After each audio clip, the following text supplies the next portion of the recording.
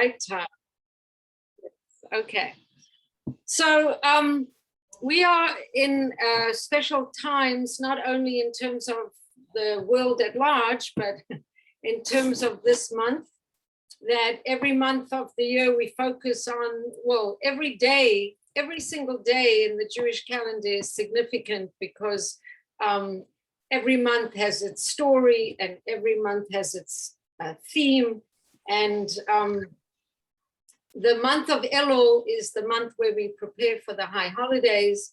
And there's a lot of importance about this month. It's a time of teshuvah, of return. And I just want to read something to you about return because it's a beautiful reading. And somebody's, oh, that was your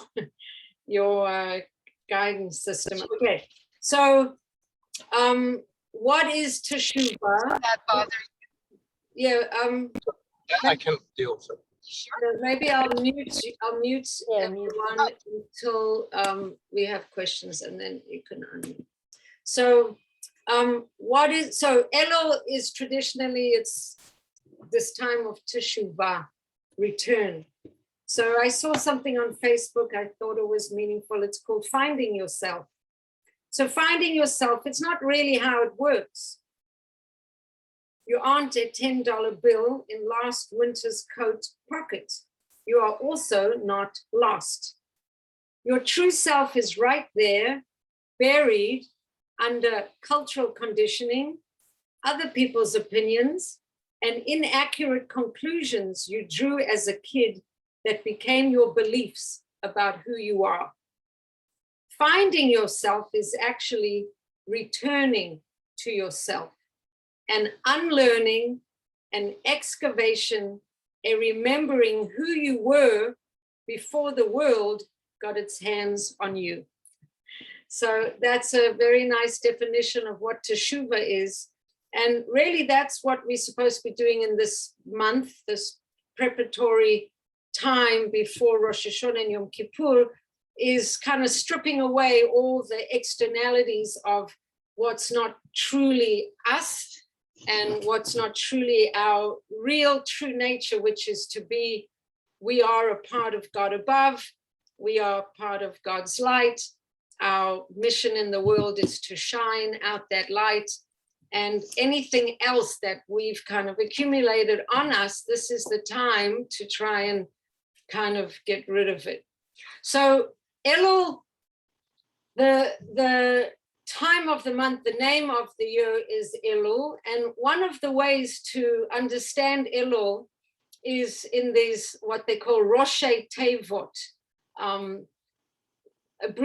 not abbreviations, but using different phrases that have, that in each phrase, the letters of each phrase will give us the same word, Elul. In other words, Elul, the month of Elul is Aleph, Lamed, Vav, Lamed. And then there's a bunch of phrases that the beginning of each word in the phrase is an Aleph, a Lamed, a Vav, and a Lamed. And then our sages say that this is an aspect of this month of Elul. If we look at all these phrases that the beginning of each letter in the phrase spells Elul, it's going to give us a hint about what this time is all about. So the most famous one, I'm sure maybe some of you know, is Ani ledodi v'dodi li. This is a famous quote from Shir HaShirim. And when Linda and I were in Eretz Yisrael, when we walked down that little street in Mea She'arim, and there were all the Judaica gift stores, they had a lot of gifts that had this phrase on it. I am to my beloved, and my beloved is to me. Ani ledodi v'dodi li. So this is alluding to the fact that we are, in a way, in a love affair with God and with godliness, with us as individuals, having a one-on-one relationship with Hashem. We, in a way, the feminine, and Hashem is the masculine partner. And also us as a collective, a whole nation of Israel, the whole people of Israel, we all the feminine to Hashem's masculine. And there's another aspect of it. The whole world is the feminine, the Shekhinah, God in creation, hidden in creation, and God the creator is the masculine. So in whether it's singular or the nation or the whole created universe, we say, I am to my beloved and my beloved is to me. So we're having this kind of relationship with Hashem. And in this particular explanation from Dov Ber Pinson, Rabbi Dov Ber Pinson, each phrase actually connecting to a certain thing. And this phrase is connected not just to the relationship, but extending from the idea of the relationship is the idea of tefillah, that because there is a relationship, I am engaging with Hashem, and he, so to speak, is engaging with me. How do I engage with Hashem? In my gratitude, my praise, my communication, my prayer. Anytime there's a reaching up from below to above, that's Hashem shines down from above to below, and I respond from below to above. So ani ledodi v'dodili. That's the first phrase. The second phrase is es levavcha v'es levav. So this is from a verse in Deuteronomy or Devarim, and the verse reads, and then Hashem your God will circumcise or open up, and then here's our phrase, es levavcha ve'es levav, your heart and the heart of your offspring. So this is, what does it mean to circumcise the heart? So we've spoken about it before. Circumcise the heart means to remove that harshness or a blockage that could be on one's heart. So I've had recently the opportunity to work with a person who uses sort of energy medicine. So what happens, what does it mean to circumcise the heart? So when we're feeling constricted, when we're feeling not benevolent, so the heart literally energetically contracts, and there can be like a density around the heart and even in the heart. So when Hashem says he's going to open up the heart, and the word in the Torah is circumcise the heart, so it's allowing that heart to be open for connection. So this is connected to teshuva and spiritual transformation. Then the next verse, it comes from the laws around Purim. Hi, Suri, nice to see you. It comes from Purim, and one of the rules, one of the laws about Purim is there's a bunch of things we're supposed to do on Purim. One is we hear the Megillah. One is that we give extra tzedakah, different things. And one of the rules is that you're supposed to send portions of food, little packages of food, ish l're'ehu umatanos le'evyonim, which is a man to his friend and gifts to the poor. So this is a phrase, the part of the halacha, ish l're'ehu, a man to his neighbor, umatanos le'evyonim, and gifts to the poor. So obviously this would tell us that in Elul,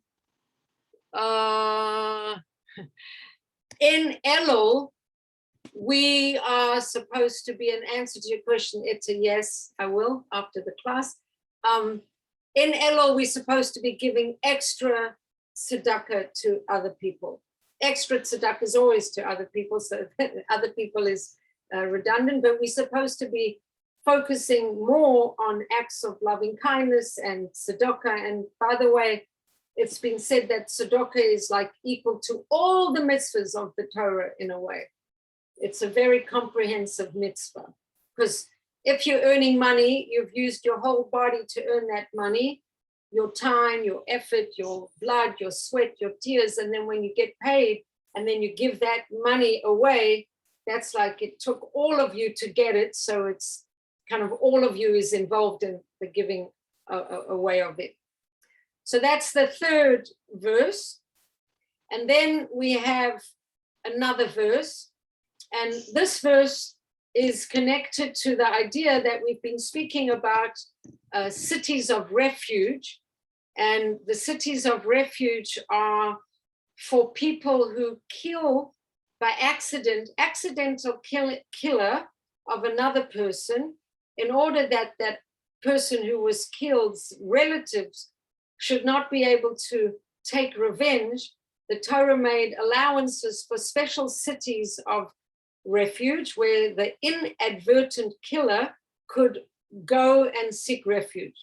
So what is the verse connected to that? It says, Ina leyada v'samtilach. So what does that actually mean? It means, and for one who did not lie in wait to kill premeditatively, but Hashem caused it to happen. So Ina leyada, it sort of came into his hand, v'samtilach, for one who did not lie in wait, but Hashem made it happen. So this is connected to city of refuge. And the whole of Elul as a time frame is compared to the city of refuge, because the city of refuge was an actual place that a person who had made a huge mistake could run to for refuge. And Elul is a refuge, so to speak, in time, not in space, but in time. And it's, in a way, it's Torah study. This time of Elul is a refuge for the soul to come home and kind of be protected in the energy of Elul. So it's connected to the idea of cities of refuge. There's another one, Echad le'ola ve'echad lechatas. This is talking about different offerings in the temple, and it's connected to the idea of offering the inner animal, our inner physicality, our inner physical self onto the altar of service. And then there's another one, Moshe and the Israelites sang this song, Es Lashem ve'yomru lemor. They sang this song, and each of the words spell out Elul, and this is connected to the idea of joy and simcha, la Hashem v'yomru lemor ashira. So coming into Elul, we have this joyfulness because we kind of getting down to business and spring cleaning, getting rid of the excess, getting rid of that which doesn't really belong in our lives, in our beings. We kind of coming into this preparatory time. So that's the month of Elul, and just some little ideas to key us into the significance of the month. And now we are going to look at the Torah reading for today, for this week. And I'm going to share the screen with that's going to contain a summary of this week's Parsha. Now, 74 of the 613 mitzvot of the Torah are in this week's Parsha. There's a lot of mitzvot in this week's Parsha. Now, just to give you a context, before I told you that Moshe speaks for 36 days before he passes away to the Jewish people before they enter into the land. And the whole book of Devarim is Moshe saying, and and I want to just tell you this and this, and I won't be with you, and you're going to go into Israel and you're going to mess up. So I want to remind you that don't forget this and this, and also I'm going to tell you again this and this and this. And so he's like that parent who's preparing his kids to go off onto camp, and like, don't forget to, change your socks and brush your teeth and put on clean underwear and all of that stuff. So lots and lots of mitzvot in this parsha, and the ones we're going to focus on, we'll isolate them in a minute, but the name of the parsha is When You Go to War. When you go to war. What's the name of the parsha? The name of the parsha is Teitzei, when you go to war. So what does it mean? It means when the Jewish people come into the land of Israel, they're going to encounter all kinds of foreign nations, and they're going to offer these nations to take on all of the values of the Torah. And if the nations don't want to do that, they're going to have to fight wars against them. This idea of when you go out, when you go into Israel and you go to acquire the land and you're going to fight to acquire the land, you are going to have to,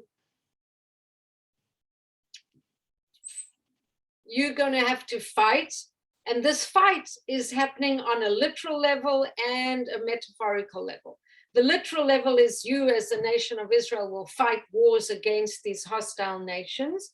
But the metaphorical level and the Chassiduth explanation, as always, is as a person encounters life, they have to fight the battles of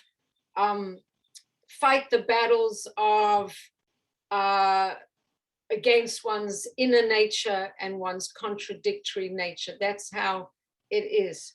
So let's share the screen for a minute and look at all the mitzvot in this week's parsha. So ki Teitzei in a nutshell. So a lot of mitzvahs, 74 of the 613 mitzvahs. These include the laws of the beautiful captive, and we'll talk about that in more detail. The inheritance rights of the firstborn, and the Torah tells us that if a man marries a second time, and if he loves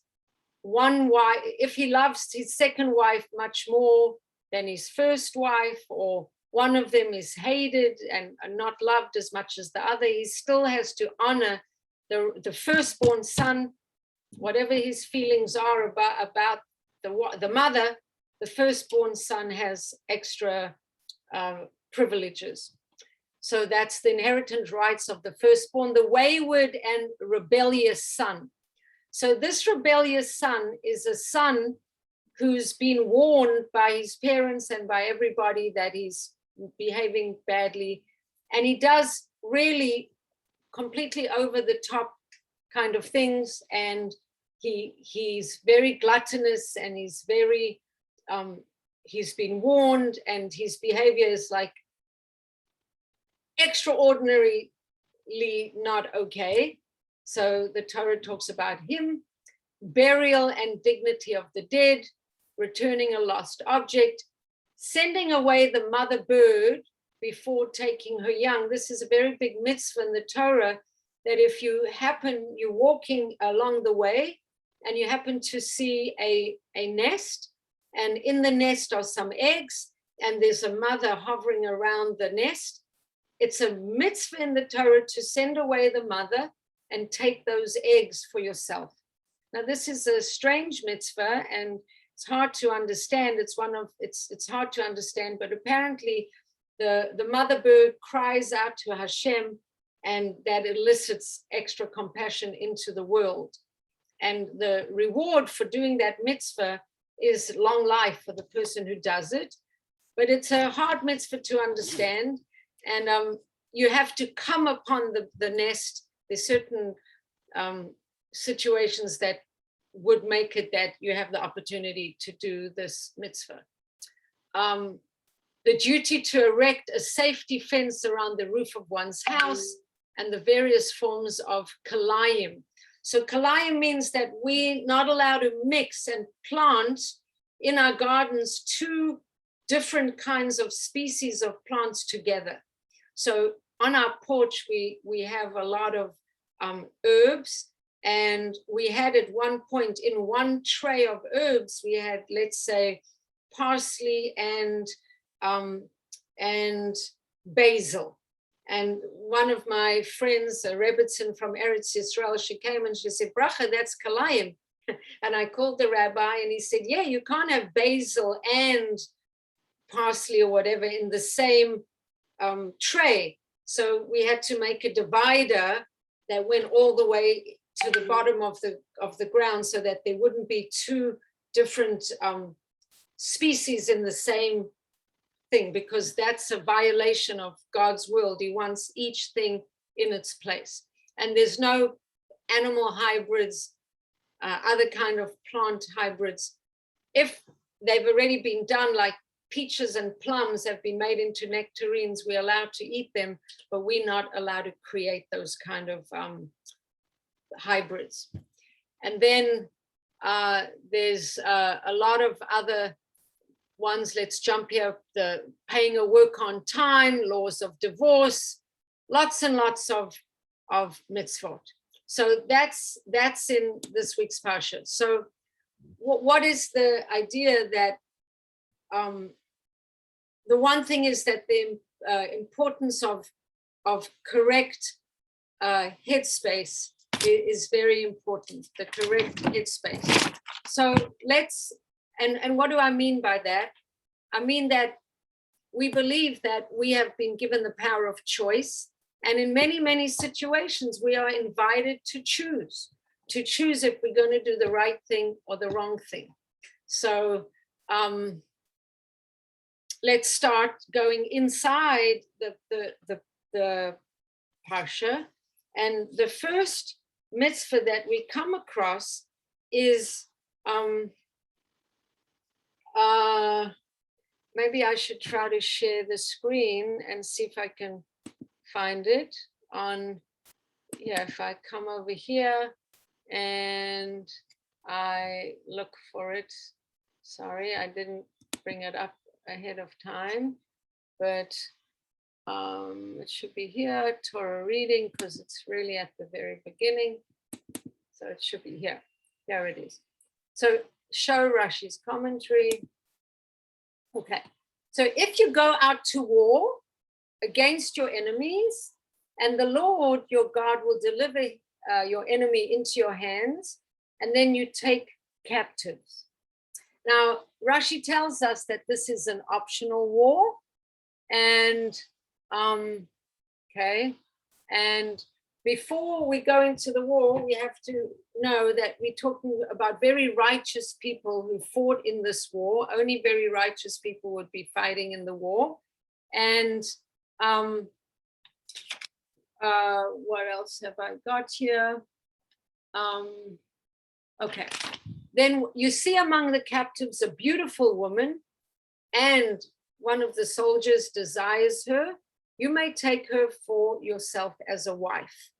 So first of all, we have to start off with the fact that it's not just regular soldiers in a regular army. This is very righteous people in this army of Hashem, and someone sees her and wants to take her as a wife. So the Torah is saying, well, this is going to happen anyway. These kind of things happen. So how can we make it in the most holy way possible? So then I'm going to take out the Rashi because I don't really need it. And then you shall bring her into your home, and she shall shave her head and let her nails grow. The point of that is that you saw her and she looked very beautiful, but you can't have relations with her yet.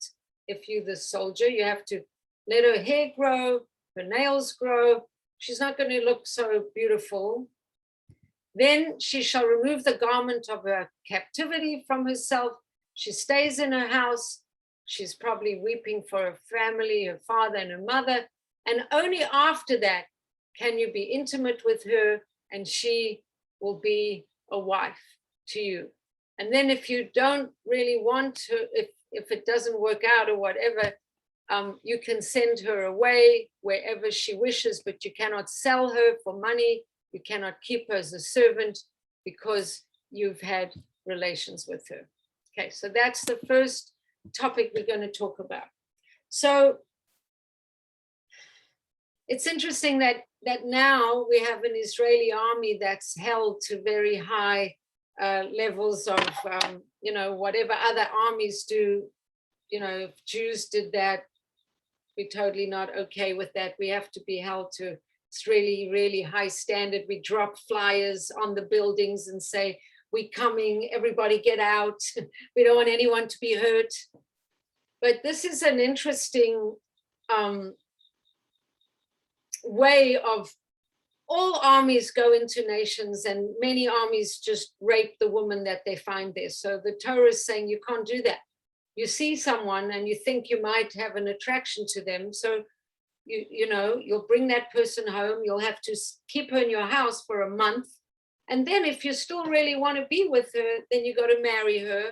And, and then if it's not working out afterwards, you can't make her a slave. You can't get money for her. So it's like putting that situation into a lot of categories and boundaries so that it should not happen. And if it does happen, then it should happen only in this very kind of circumscribed type of way. So that's the actual law, but there's other ways to look at it. And obviously Chassiduth will always bring a spiritual aspect to these laws. So first of all, the idea of going to war to begin with is not the nation fighting other nations. It's going to war with your own Yetzer Hara. So that's one thing. And then what is this beautiful woman that the soldier sees and he wants to take captive? So Chassiduth explains this, that,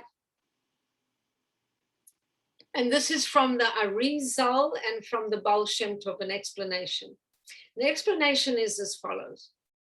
Every single thing, well, where do we start?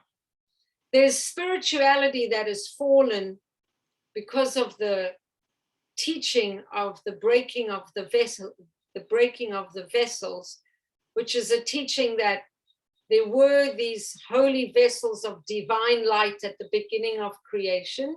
And before the world existed the way we knew it, those vessels somehow shattered. And from those shattered vessels, there's shards of light buried all through creation. This is the doctrine of Shvilat HaKelim. And it's a doctrine that was brought down by the Arizal and then taught by the Arizal and then by the Baal Shem Tov. It's a primary theory in Chassiduth. And from that theory comes the idea that it's a Jew's purpose in life to elevate the fallen sparks. And this is where the idea of Tikkun Olam comes from, because the sparks have fallen. We don't really know where they've fallen, but wherever we find them fallen, we've got to elevate them. So how do you identify a fallen spark? It doesn't have a little flag and say, I am a fallen spark. So this soldier is fighting a war, and he's a holy soldier. He's in the holy army of Hashem, and only holy soldiers could fight. That's what I learned as well.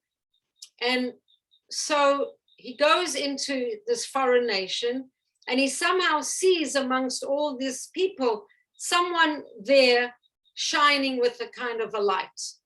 Someone shining. She looks like she doesn't belong of this place. She looks like she could be a nice Jewish girl, really. So he sees this sort of light in her, and he brings her back to his home and gives her time to sort of adjust. And if it's still shining in her, then, and her hair's grown and her nails have grown and the physicality of her is getting less attractive, but the spiritual aspect of her, if it's true and real, and it's shining, he saw in her that even though she was in this place that wasn't a holy nation, not a holy place, something in her was shining, and he connected to that soul quality in her. Take it down a notch. You go to a bar, or you go somewhere, or I'll just give an example of my own experience in a way. I went on some trip this last week and was completely far away from everyone, and met a Jewish person on this trip who's been completely alienated from her Judaism. And in a way, maybe there were sparks in her life that, you know, she kind of needs to come back and be brought back to the Jewish people, so to speak. But it can even be something more material. You see an object in a place, you see something, and something draws you to that thing. And if you use it for good, you can elevate the sparks in it and give it a purpose, a holy purpose. So this idea of seeing the woman, so in the battle against one's evil inclination, the battle of humanity against the allure of the material world. If we acquiring material goods, can we only acquire the materiality if in a way there's a spark in that materiality that we can connect to and in a way liberate the spark. I don't know if that's clear. Even a dining room table, you see a table, but you use it for your Shabbos, you use it for your inviting guests, you elevate the sparks in that object because you put it to holy use. A couch, a dress, a chocolate, if you say a blessing on it. All these things are holding the divine sparks, and when we use those things and interact with those things, we giving the sparks opportunity to be released, so to speak. The beautiful female captive is the fallen sparks of holiness, hidden within the physical beauty, which we can redeem. So welcome back, Etta. So Etta, so she shaves her head and lets her nails grow. The external alluring, the outer forms are removed. And then there's that idea of elevating the sparks. But the Torah in this week's Parsha, after telling us about this woman, it tells us about the wife that might not be the most beloved wife. There's a beloved wife and a hated wife. And then it tells us about the rebellious son. So the Torah is saying, you've got to be careful, because if you try and elevate the sparks, you might get yourself into trouble. You've got to they could have more than one marriage, but it's cultural differences. She comes from a very different background than you. Then you might have the rebellious son on your hands. So kind of be careful. So this Rabbi Ari Khan, in a book called Explorations, he explained only the most righteous were chosen to fight. The captured woman was a beautiful soul, sparks of holiness trapped in a pagan culture. The righteous soldier is drawn to the holiness, not just from a place of desire, raw desire. And then the Arizal and the Baal Shem Tov tell us that redeeming the sparks is the fundamental purpose of being a Jew. It's not just something we're allowed to do, but that's our job, to go into the world and utilize the world and worldly goods and worldly things for the purpose of serving Hashem. So you have a house, serve Hashem. You have furniture, serving Hashem. You have clothing, serving Hashem. You're eating food, you're saying brachas. Everything you do, you in a way redeeming and revealing and freeing these captured sparks that are lying in all of physicality. And exile is the opportunity to gather these fallen sparks. According to many, the very coming of Mashiach is contingent on gathering, redeeming, and elevating all the sparks of holiness that have been scattered. So that's a very nice explanation of the soldier who sees the beautiful woman. Now, the next parsha, the next little piece that I want to focus on is from an explanation from Jonathan Sachs. And let me try to find it in the text. It's chapter 22. So let's go to here, chapter 22, and there it is, and verse 4. So here it is. So it says, you shall not see, so this is verse 4, you shall not see your brother's donkey or his ox fallen under its load on the road and ignore them. Rather, you shall pick up the load with him. Okay, then there's all this cute thing to know for today's lifestyle. A man's attire shall not be on a woman, and nor may a man wear a woman's garments, because this is not really approved. It's interesting that Rashi says that a woman might be wearing a man's clothing so she can hide amongst men and not be discovered, and so she can sort of find her way to immorality by pretending to be a man, and a man can find his way to be amongst the woman so that he could, find his way in for immoral purposes. I don't know if it meant what we have in our times, where people are just wearing other genders' clothing because of, different issues with gender. So what is this about helping your friend, helping your brother's donkey that's falling on the road and not ignoring? So let's see if Rashi says anything about this. Verse 4. Yeah, so Rashi says, you shall pick up the load. So if the donkey has a burden or a package and it's fallen down, you should help it and you should pick it up, and you shall help the owner with his donkey. But if the owner is sitting on the side of the road and says, well, you've got a mitzvah in the Torah to pick it up and I'm going to sit here and watch you, then you don't have to help him anymore, because it's to help him with his load. So Jonathan Sachs writes a whole essay on this mitzvah, and he talks about really how important it is that we should help other people.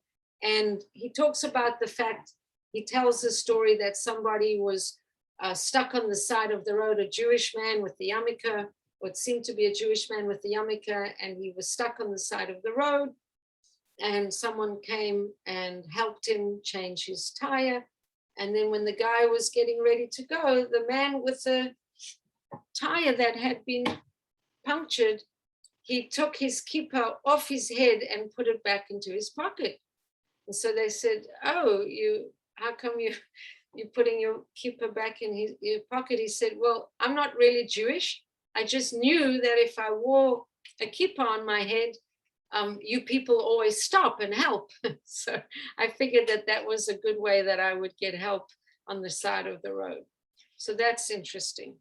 So Jonathan Sachs talks about social capital and fallen donkeys. So he's saying that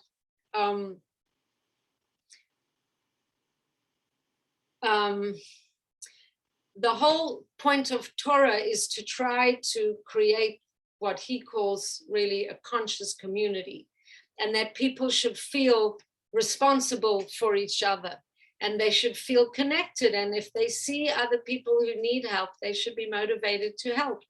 And he quotes a man, a Harvard sociologist whose name is Robert Putnam. And Robert Putnam apparently wrote a couple books. One was called Bowling Alone, in which he describes how more Americans are bowling now than ever before, but less are joining teams, and more people are bowling by themselves. They don't want to be part of groups. And another book he wrote was called American Grace. And he wrote that people in America do help out others, but the religious communities, whether they're religious, whatever religion they are, they give more charity, even to non-religious charities, and they help each other, and they care about each other way more than secular communities.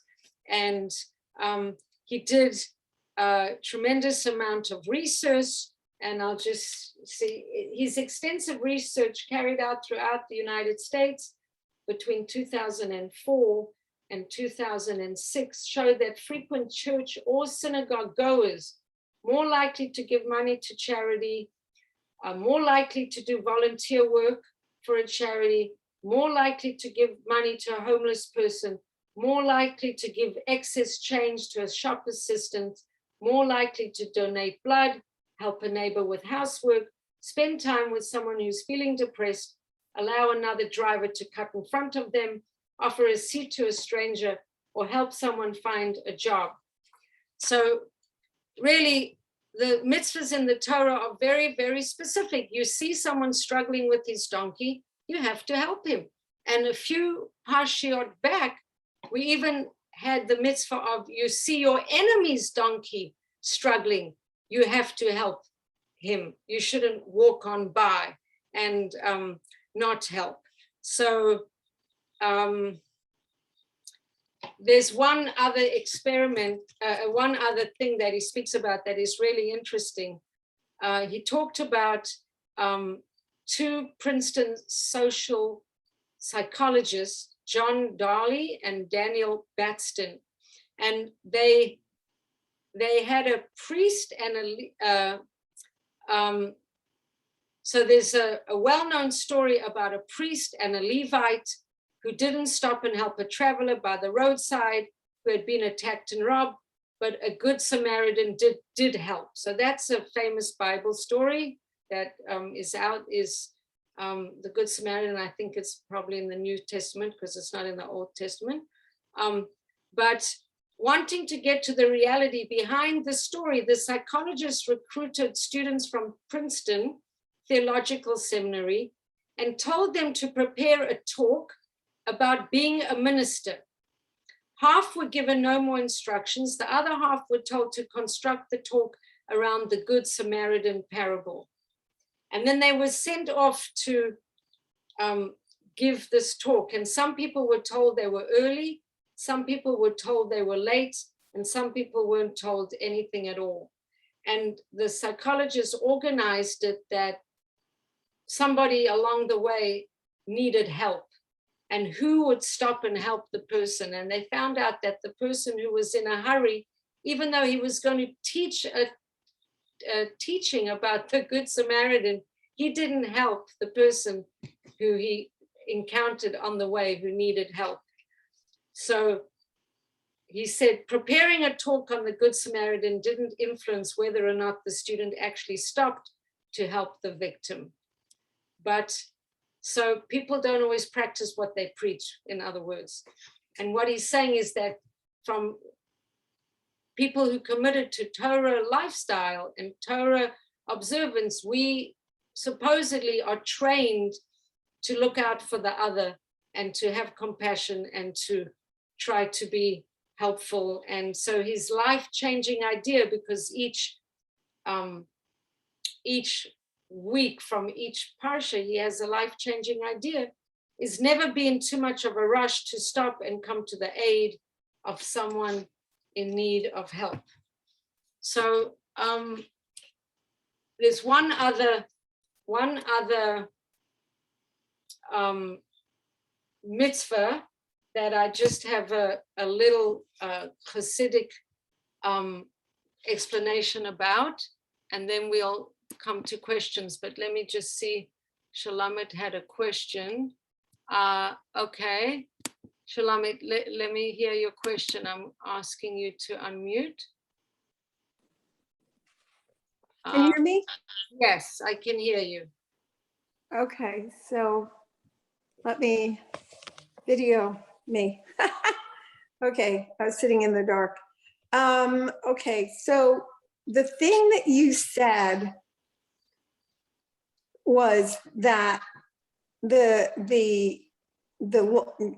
mitzvah is thou shalt not let that person have that load, have a problem pass by, right? So if the person is dealing with a load, let's get into metaphor.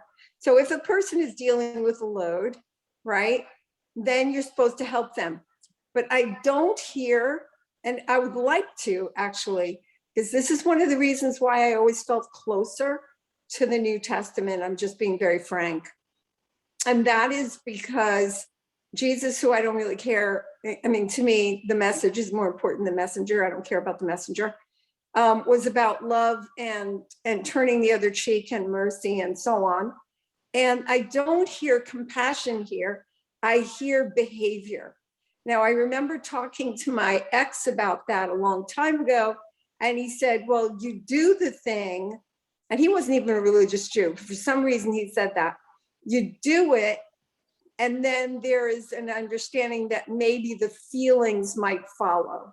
My feeling is I feel it, and then the behavior, unfolds from that naturally, right? If we're supported in feeling compassion and taught how to see from another person's perspective, right? Walk in another person's shoes, that builds compassion. And then that's a reflexive kind of experience that when we see somebody who's suffering or carrying a burden, that our hearts go out to them. And from that place, from our heart, is where the behavior comes from. Naturally, it doesn't have to be told, right? So I just wanted to talk about, yeah, go ahead, I'm sorry. So, well, I'm interrupting you, so you don't have to be sorry. Yeah. But I think Hillel was asked, what is, the Torah? Give me the whole Torah on one foot or whatever. And Hillel said, don't do to others what you wouldn't be done to you, for one thing. And another thing, we have a huge mitzvah, V'ahavta l'recha kamocha, which is love your fellow as yourself. And for many people, they say that's like a hugely fundamental principle. So the idea that we're not connected to, a heart space in Judaism, V'ahavta l'recha kamocha, you're supposed to love your neighbor as yourself. So that's one thing. And the other thing is that somehow in this essay from Jonathan Sachs, I was looking for it, he said it's not love your neighbor, it's serve your neighbor, or help your neighbor, or assist your neighbor. But I'm not quite sure how that fits in with what I just said about V'ahavta l'recha kamocha, because actually even in our prayers, we don't pray. Every single day there's a part in the Chabad Siddur. It says, behold, I'm taking upon myself the positive mitzvah of loving another as myself. And it's been explained to me that just as when they used to bring animal sacrifices in the temple, they would have to check the animal from top to toe that it didn't have any blemish. If it had any kind of blemish, it wasn't fit to be offered.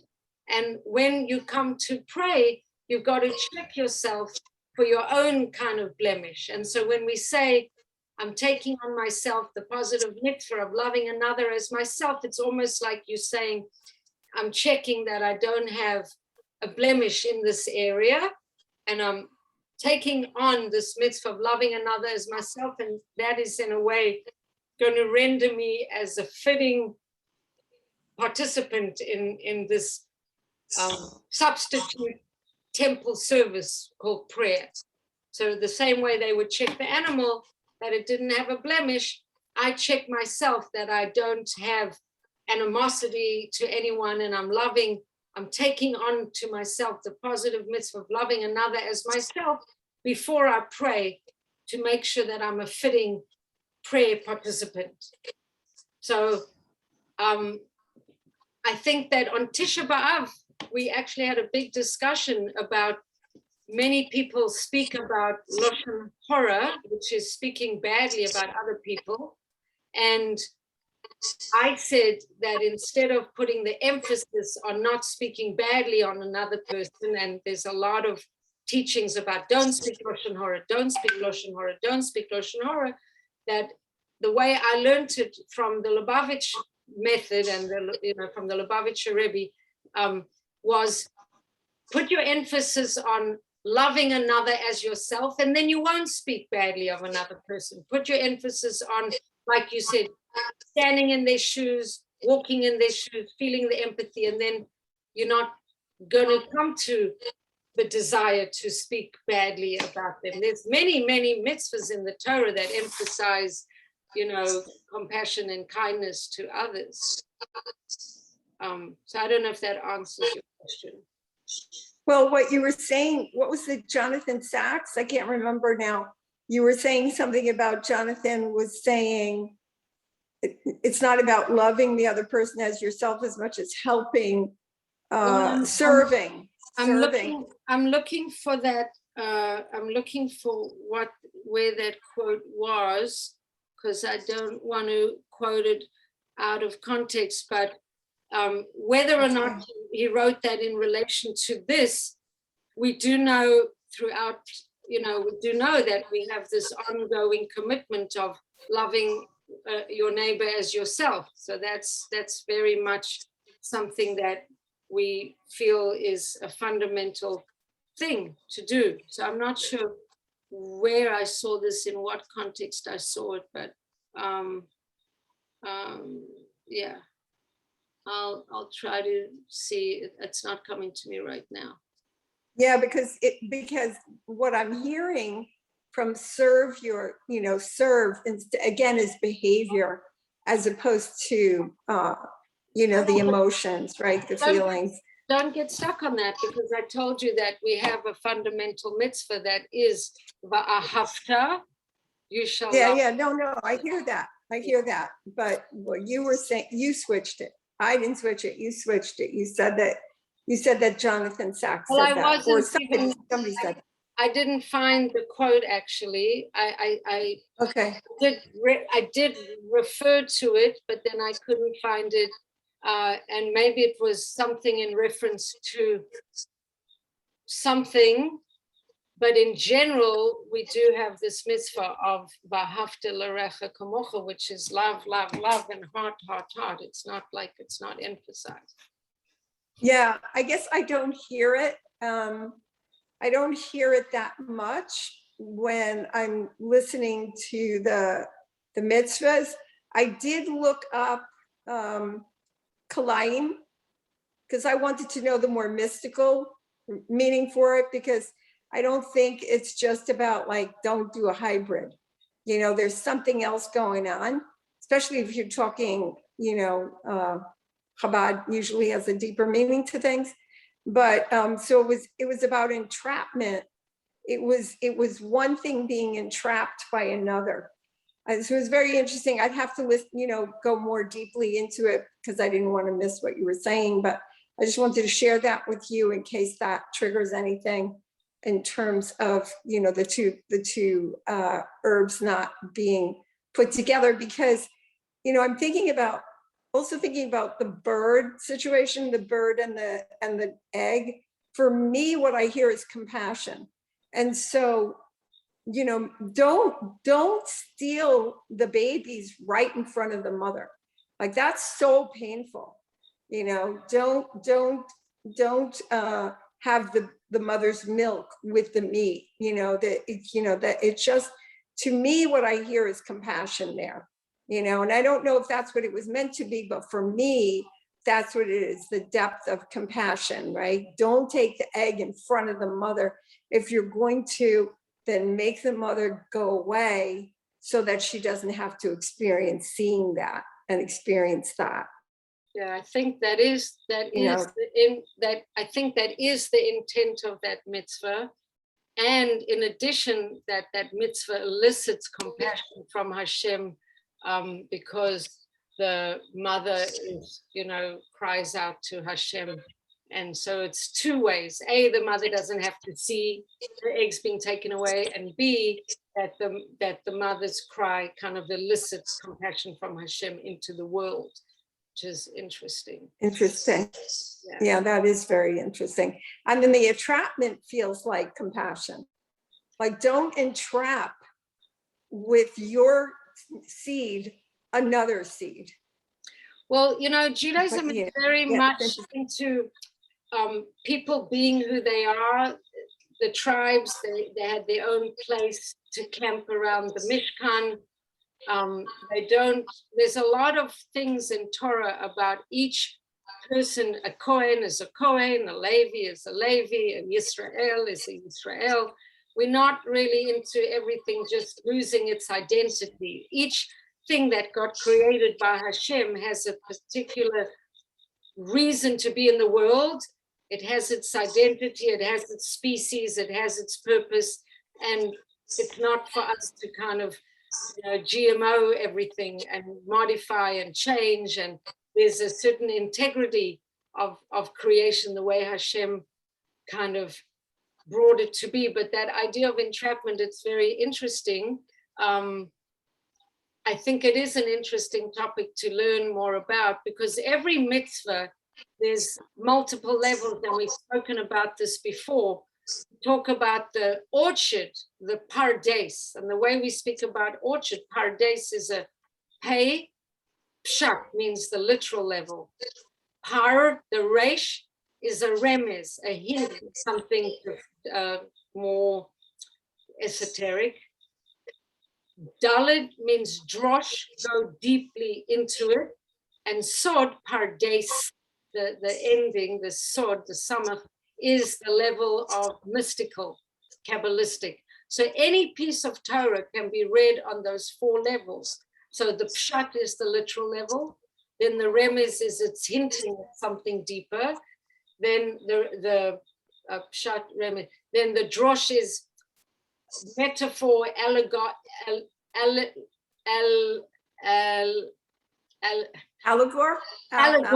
allegory. Yeah. And then Yeah. God is the Kabbalistic, like,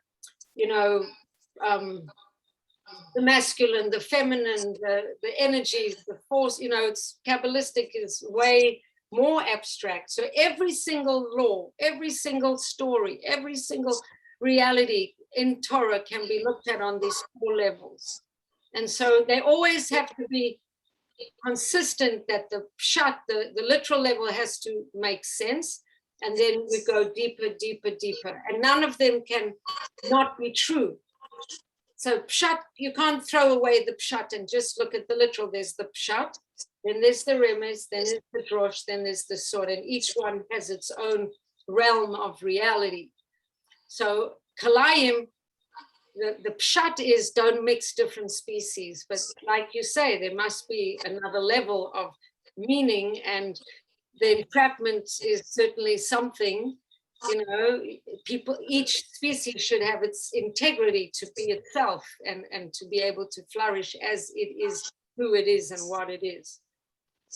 Yeah, I don't want to take over this thing, but I just do want to say that I had a very strong reaction to what you said right now about, the Levi is the Levi and the Israeli is the Israeli, and, the Kohen is Kohen, whatever. Because I think about the untouchables and like the caste system. And we found that when the untouchables aren't treated like untouchables, they flourish and they become what magnificence they were meant to become. And, who decided they were untouchable? So it's an interesting, maybe conversation for another time, but I just want to say that triggered that really intensely for me when you said that. So it was, it's triggered, that's the way it was set up. Korach had a very unhappy reaction to that, and Moshe and Aaron, and then Aaron's sons were the Kohanim, and the tribe of Levi. At first, the firstborn sons had privileges, but then they lost them, and those privileges were given to the Leviim. And the way it's been set up with regard to temple service, the Leviim had different jobs than the Kohanim, and the Kohanim had different jobs. And when the Jewish people came into the land of Israel, every tribe got land, but the Leviim did not get land because they were serving the temple. And so all the other tribes would set aside portions of food for the Levium, because the Levium were not involved in agriculture. They were involved in teaching the law and servicing the temple, and the Kohanim were servicing the temple. And so there was a division of labor in the nation. And it wasn't these people are better than those people. It was these people are doing this and these people are doing that. And that is how it is. But I want to see if anyone else has anything else to say. Linda? Yeah, absolutely. Thank you. Thanks. Comments? Linda, any comments, anything that you'd like to say or share, or wait, you're muted. So. Yeah, I wrote a comment when I was listening to Shulamit. I don't know if it really makes any sense, but when you were saying that you felt like the commandments were ordering people to do things even if they don't feel love or whatever. But that's actually, when I think of that as being incredibly wise. Like, there are the commandments there to love your fellow human, but in all honesty, you can't legislate feelings. And the way it works is some people are going to feel it and some people are not going to feel it. But even though you don't feel it, it's a law you have to be helpful. You have to be aware of and, help out your fellow human. And it's brilliant. And I think it's a contribution to humanity, because if you even look at our laws, like look at our laws about racism and hate, right? There's laws guiding people in our country. There's laws against hate speech. They don't always apply them very well. There's laws against acts of hatred. So you can legislate that, but you can't legislate whether or not people are going to feel this hatred or feel love or feel hatred. You can just, because the reality is, the reality is you're going to have a lot of people who don't love, a lot of people who are just going to hate. But they have these laws that say it doesn't matter what you feel. These are the laws. You can legislate certain things. You can legislate behavior. You can't legislate feelings. I think that's a very good and valid point. And I think that came from Judaism. It brought, it's a certain sort of order that Judaism brought to a very chaotic world. Right. So I just want to repeat that this class is not meant to be a comprehensive answer to every topic discussed. It's kind of just like appetizer to further study. And so just to summarize, we talked about this month of Elul being a particular opportunity of returning to one's essential self, returning to the essential connection we have with God, with Source, with our highest self. We spoke about the fact that Ani lo dodi, I am to my beloved and my beloved is me. There's the famous saying that in this month, the king is in the field.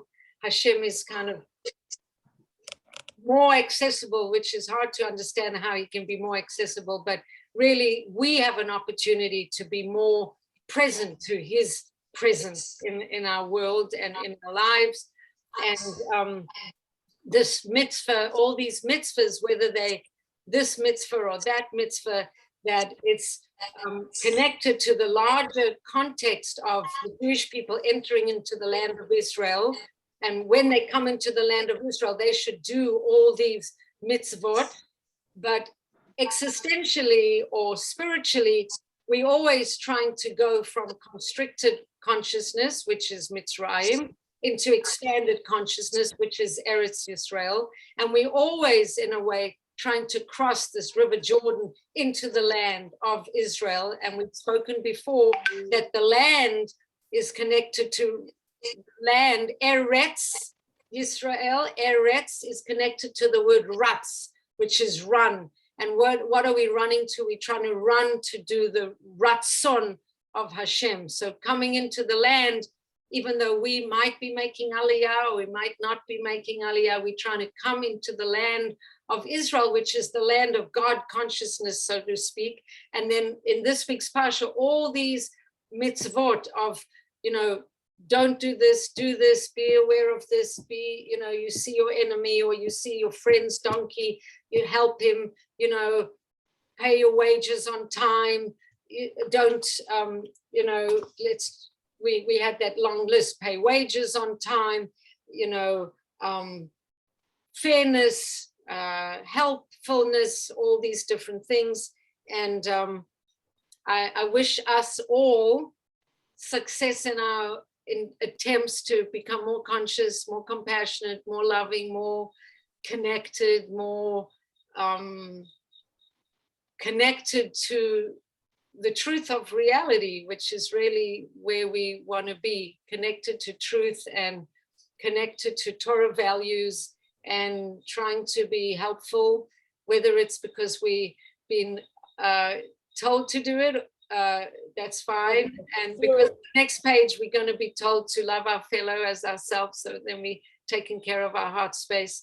And just hope everyone has a good week and a good Shabbos. And it's appropriate to say from Tu B'Av, which was the 15th of the previous month, blessings for everyone for a chasima, a kativa v'chasima tova, that we should be inscribed and written and sealed for a good year. And in this world of newspeak, so we co-creators of our reality, right? So on the one hand, Hashem is going to bestow upon us the kind of new year we're going to have. And we plead and we beg for him to bestow upon us and ride us in for a good new year. And on the other hand, we prepare ourselves, we prepare our consciousness, and we prepare our visualizations, and we prepare ourselves as vessels to receive a new year. And so we, part of it, it's not that we're just saying, Hashem, give us a good and sweet year. We've got to turn ourselves into the kind of receptacles, receivers of a good year by opening our consciousness, working on our personalities, working on our awareness of what's right and wrong. And so that we co-create in that effort that we should have a good and a sweet year. So have a good Shabbos. Thank you for listening. Thank you for being here. And thanks for your comments and your participation. I value it greatly. And sei gesund. Okay, sei gesund. Sei gesund. Bye. Bye.